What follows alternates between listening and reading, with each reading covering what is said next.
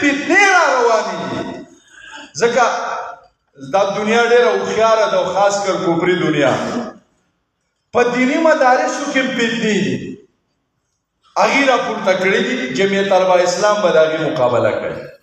که د فرقواریت فتنې دي، که د یو بل د تکفیر فتنې دي، جمعیت علماء اسلام به د دې مقابله کوي چې د دې چیز نه موږ خپل نوجوان بچ کړو. زموږ په دې کالجونو کې او زموږ په دې تعلیمي ادارو کې چې دوی کومې فتنې را پیدا کړي دي، د الحاد او یوتیزم فتنه، د سیکولریزم فتنه، د نشنلیزم فتنه، دا هغه فتنې دي چې د دې په ذریعه باندې زمان او جوان دی د دین نه جدا کوي.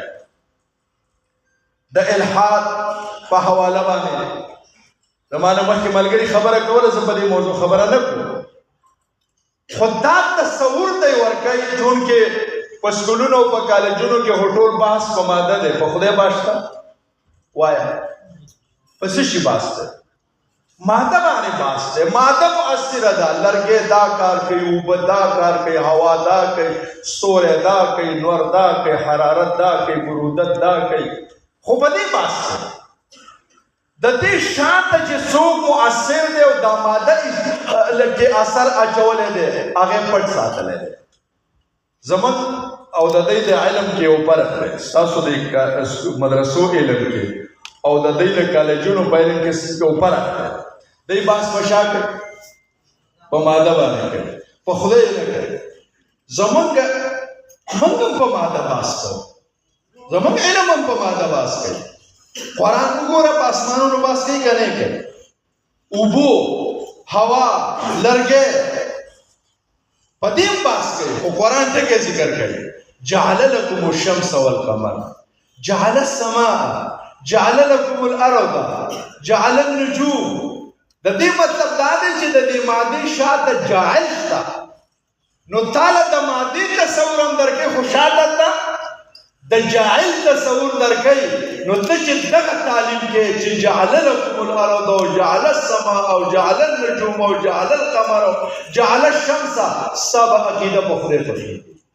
او چې کله ته دغه علم کې او جعل لكم الشمس پکې نشته دی، خو نور دا کوي، سپوږمۍ دا کوي، ځمکه دا کوي، خاوره دا کوي، نو ستا به عقیده په ماده پوهېږي. اوس په دې اساس باندې دوی دا تصور دنیا ته ورکوي چې انسان د مذهب او د خدای د توق نه آزاد کې هله به انسان ترقي وکړي. په دې انسان چې خدایي او مذهبي قیود او پابندۍ نه وي، دی ترقي نشي کولی. دا وکړه دا مه کوه، څنګه ترقي وکړي؟ ترقي خو بعد زه کوم چې ما خو لږ آزاد پرېږده چې ورشم یو څوک په دې سټ کې وواهمه، یو 100 کروړه روپۍ دې راوواهمه، خو ته خو ما ته وایې دغه مه کوه، دا مه کوه، دا مه کوه، نو زه به څه خاورې ترقي وکړم؟ حالانکې دا تصور غلط دی. دا به موږ په دلایلو ثابتوو، په تاریخي واقعاتو به بیا ثابتوو چې کله مذهب او خدای تسلیم شوی دی، انسان ترقي کړې ده، او چې کله انسان د مذهب نه آزاد شوی دی، د خدای د تصور نه آزاد شوی دی، د زوال کړی دی. خو دا اوس وخت نشته دی چې په دې باندې سړی ګنټه دوه خبره سره وکړي. نو د الحاد جو فتنه موجود ده. تاسو جمعیت طلبه به دا نوجوانان د دې نه خلاصوئ. خلاصوئ به که نه به خلاصوئ؟ انشاءالله. اوده کېږئ به، خوبونه به کوئ او ډوډۍ به خورئ. دا غټه فتنه ده. سیکولریزم یو فتنه ده. سیکولریزم څه شی دی؟ ادبي هغه زه تاسو ته هغه تشریح نه کوم، ساده خبرې کوم. تاسو طالبان یې ولې او موږ هم ستاسو غوندې طالبان یو چې عام فهمه خبرې وکړي، یو بل سره پېښ شو. دا الحاد څه شی دی، اسلام څه شی دی، او سیکولریزم څه شی دی؟ زه بېرته اسانه کړم. د انسان د ژوند دوه شعبې دي، یو ته ذاتي شعبه وایي، یو ته اجتماعي شعبه وایي. لکه زه مونځ کوم، دا زما ذاتي عمل دی. زه روژه نیسم، دا زما ذاتي عمل دی. زه په کور کې د خپلو وړو ښځې سره زندګي تېروم، نکاح کوم، دا زما شخصي عمل دی. او یو زما اجتماعي عمل دی. زه حکومت چلوم، زه دفتر چلوم، زه تجارت کوم، زه بزنس کوم، زه په معاشره کې د خلکو سره تعلقات جوړوم، دې ته کوم عمل اجتماعي. نو الحاد دا وایي چې انسان به په انفرادي او اجتماعي دواړو میدانونو کې د خدای او د مذهب نه آزاد. او سیکولریزم دا وایي چې انسان به په اجتماعیاتو کې د مذهب نه آزاد او په انفرادیاتو کې به پابند وي. او اسلام څه وایي؟ اوس تاسو وایئ اسلام څه وایي؟ چې اجتماعي زندګۍ کې به هم د خدای مني او د مذهب په پابندي او په انفرادي کې به هم مني. اوس زما وروڼو دا سیکولریزم دا د الحاد دپاره یو پړوی ده. د کارل مارکس او لیلن دا هغې چې د الحاد بنیاد یې ښوده انکار یې ښوده. نو په دې باندې د مذهبي طبقې د طرفه شدید رد عمل لاته، ځکه چې یوازې خو موږ الحاد نه مسترد کوو. الحاد خو عیسایان هم نه مني، هغه هم اهل مذهب دي. الحاد دا خو یهود هم نه مني، چې کوم خلک اهل مذهب دي هغه الحاد نه مني. نو دوی دا یو مقدمه کې ښودله چې خیر دی انسان دی په انفرادي زندګۍ کې خدای او مذهب مني، خو په اجتماعي زندګۍ کې به د مذهب او خدای نه ټچ کوي. په اجتماعیاتو کې به د آزاد. نو چې زه آزاد یم، نو چې زه د خدای نه رهنمایي نه اخلم، د چا نه به اخلم؟ نو به یې په اجتماعیاتو کې به ته رهنمایي د عقل نه اخلې، د خدای نه به نه اخلې او د مذهب نه به. نو زمونږ اجتماعي شعبې چې دي نو هغه څلور دي. څو دي؟ سیاست، معیشت، معاشرت او تعلیم او ایجوکیشن. نو څلور قسمه سیکولریزم شو. سیاسی سیکولریزم چې ته سیاست کې نو ته به د مذهب نه آزاد یې، سیاست به په خپله مردۍ کې، چې د ملک په کومو پالیسو فیصلو کې به پاک وي هغه کوه، خدای ته مه ګوره. سیاست کې به ته د خدای او د مذهب نه آزاد یې، دې ته وایي سیاسي سیکولریزم. معاشي سیکولریزم معنی دا ده چې د معیشت او د پیسو په ګټلو کې به ته د مذهب نه آزاد یې، چې څنګه پیسې ګټې څنګه که مذهبي پابندۍ دې لګې بیا معاشي ترقي موږ نشو کولی. او معاشرتي سیکولریزم ته چې په معاشره کې د خلکو سره ژوند تېرې، نو په دې کې به ته د مذهب او د خدای د توق نه آزاد یې، که د جنۍ سره کښېنې او که د هلک سره کښېنې. په دې پوهېږئ؟ که ډولکی وې او که د قرآن تلاوت کې، دا پابندي به نه وي چې ته ولې د جنۍ سره ناست یې او ته ولې ډولکی راخلې.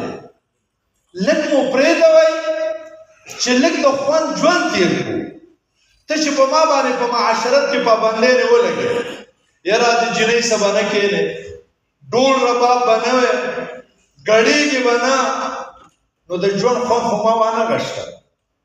نو دې کې موږ ازادۍ ته پرېږدو، دې ته وایي معاشرتي سیکولریزم. او دریم دی تعلیمي سیکولریزم، چې تعلیم به د مذهب پابند نه وي. تعلیم د وخت مطابق معلومات حاصلول دي، جدید علوم حاصلول دي، د دې بنیاد او اساس به مذهب نه وي. دا څلور قسمه سیکولریزم دی. نو دوی دا وایي چې انسان د انفرادي زندګۍ کې د مذهب تابع وي، خو په اجتماعیاتو کې دې ته سیکولریزم وایي. دا تاسو منئ؟ نه منئ. اوس الحاد چې دی هندوان یې نه مني، سیکان یې نه مني، عیسایان یې نه مني، نصارا یې نه مني. دنیا کې دې وخت کې 4200 مذهبونه دي، هغه الحاد نه مني. ځکه کوم ځای کې چې د مذهب تصور دی هلته د خدای تصور دی. که یو خدای دی او که درې دي او که اصلي دی او که جعلي دی، او نو خدا وزیر اعلی ډیګري ودی خو اصلي و یا جعلي و. خو چې کوم ځای کې مذهب دی هلته به د خدای تصور وي. څوک شل خدایان مني او څوک سل مني او څوک زر مني او څوک یو مني، خو مذهب او خدای خو نشي جدا کېدی. مذهب خو خدای ورکوي که نو اوس 4200 مذهبونه دنیا کې الحاد مسترد کوي. په دې پوهېږئ؟ خو سیکولریزم دی مني. ولې مني؟ ځکه پخواني مذهبونه چې کوم الهامي دي هغه جامع دي. یهودیت شو، نصرانیت شو، هغې د معیشت خبره نشته، هغې د معاشرت خبره نشته، هغې کې د سیاست خبره.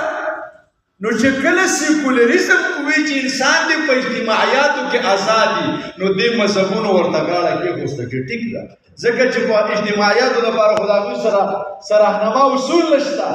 خو زموږ اسلام انکار وکړه چې نه، اسلام کې خو اجتماعیات هم شته او انفرادیات هم شته.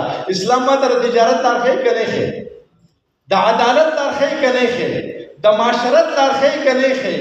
د معیشت لار ښیي؟ د اجتماعیت او د انفرادیت لار ښیي؟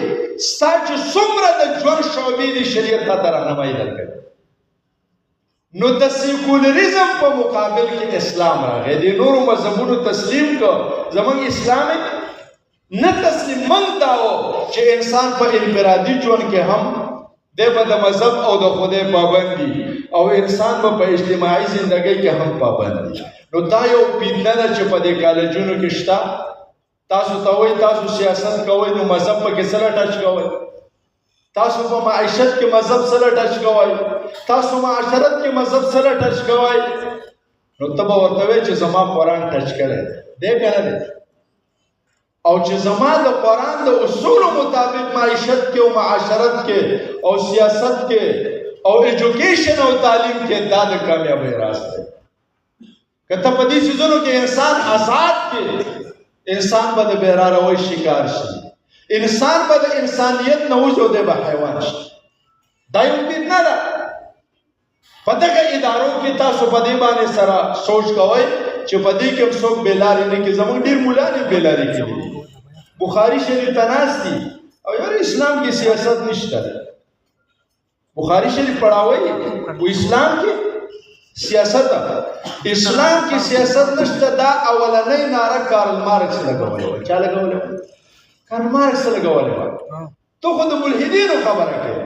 هغه به څنګه اسلام یو کوم هغه د منلو وړ وي چې په هغې کې د سیاست نه، په هغې کې د معیشت نه، په هغې کې د معاشرت نه. داسې اسلام دی؟ اسلام کې سیاست هم دی او معیشت هم دی او معاشرت هم دی. که دغه بخاري وګوره، په دې کې کتاب الاحکام چې ته وګورې، د 200 نه زیات احادیث چې دي نو دا په سیاست راغلي. ته مشکات وګوره، کتاب القضاء والامام، په سونو احادیث په سیاست راغلي دي. ته څنګه سیاست د اسلام نه جدا کې او مذهب د سیاست نه جدا کې؟ دا سوچ به ماته وایي چې اسلام د جامع نظام په حیث باندې دنیا کې متعارف شي، نه دا چې اسلام د یو محدود د رهبانیت په طور باندې دنیا ته متعارف کړي چې پخوا مذهبونو کې صرف رهبانیت او کوټه کې ناسته وه، دې کې راهنمایي وه او بار خلک آزاد وو. نه، اسلام موږ پښتو کې موږ اسلام ضابطه حیات دی. داسې وخت نه و. تاسو کورمه کې دا خبره کوئ که نه کوئ؟ اسلام ضابطه. نو خو ضابطې معنی دا ده چې د ژوند د څومره شعبو سره ستا تعلق دی، هغې کې به ته کار کوې. دا یو فتنه ده. په دې باندې زموږ نوجوانان خرابوي او کوم نوجوانان چې اسلامي سیاست کوي د هغې لاره پرېنیسي. ښه، نشنلیزم دا هم یو فتنه ده. خلقو کې د اسلام او د مذهب په ځای باندې قومي جذبه اوچتول، چې خلک د مذهب په نوم او د اسلام په نوم نه راپاڅي. خلک به راپاڅي د چا په نوم باندې؟ د قومیت په نوم باندې. زه تاسو یو خبره وایم، تاسو ټول مولیان یې وایي، عالمان یې وایي. قوم پرستی د کوم حده پورې جایز ده او د کوم حده پورې